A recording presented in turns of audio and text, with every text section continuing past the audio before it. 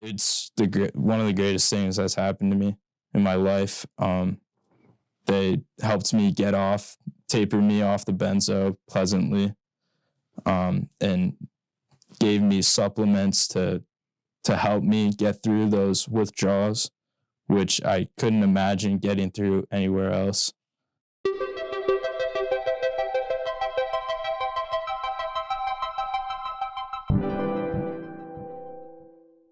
The first time I went to treatment, I was about 16 years old.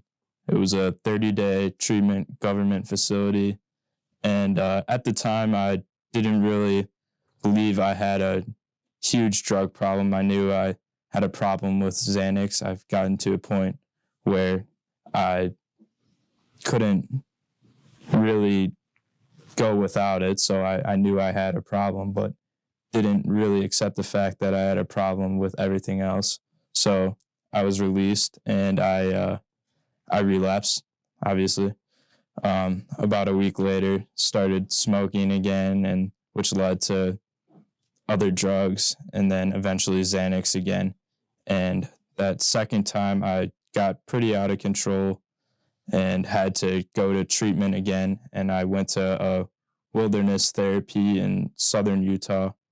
Still wasn't really accepting the fact that I couldn't use, or that I had to really stop all substances entirely.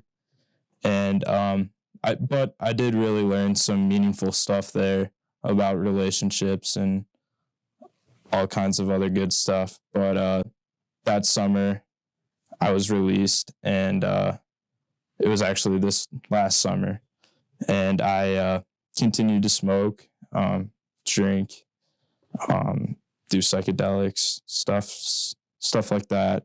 Still wasn't using pills for a good 5 months. Then I had some deaths in my family, which kind of really put me in a bad spot. And I decided to take that first little piece of Xanax again, which obviously led to everyday use. And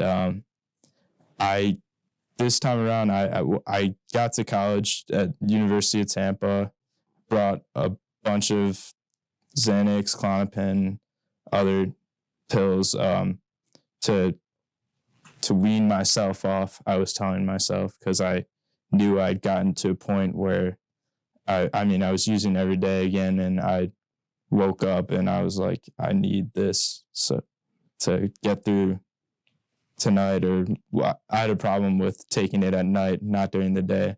So that was my thing. And I got to University of Tampa and met my roommate, went to go smoke. I told him I had a little Molly and stuff for this festival the next weekend. The next day, he told me that he felt a little uncomfortable with me having that in the room, not knowing that I had all the other stuff, and asked me if I could move it to a friend's room, which I agreed upon. And I thought we both agreed and were on good terms. And then later I woke up that night to campus police saying that they needed to search my room because someone anonymously said I was selling narcotics out of there. And obviously my roommates were not in the room. And I had got charged with 5 counts of possession of controlled substance, paraphernalia, and had to spend 4 days in Tampa jail. And that was a huge eye-opener. That was my rock bottom, you could say. Before I never really took it seriously, but when I was sitting in there, I sat down and realized what this disease does to you. I mean, I didn't even get to go to my first day of class.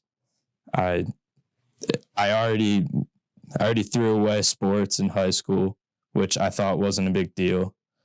And now I can't even go to my first day of college. Disappointed my whole family, just disappointed in myself. Really had no hope. But I was bailed out and was told that I was going to alternative to meds in Sedona. And that's where my father went to get clean off Ambien, So that gave me a little hope right there, because I knew what it did for him, and just went into it open-minded, and I got to detox all of the nasty stuff in my body by sitting in the sauna each day, and it felt great every day to feel cleaner and cleaner each day. And eventually, after a few weeks or so, I was really getting into the whole diet: no sugar, no soy, no milk. Just like really getting addicted to that healthy lifestyle. Like, it feels good to eat good.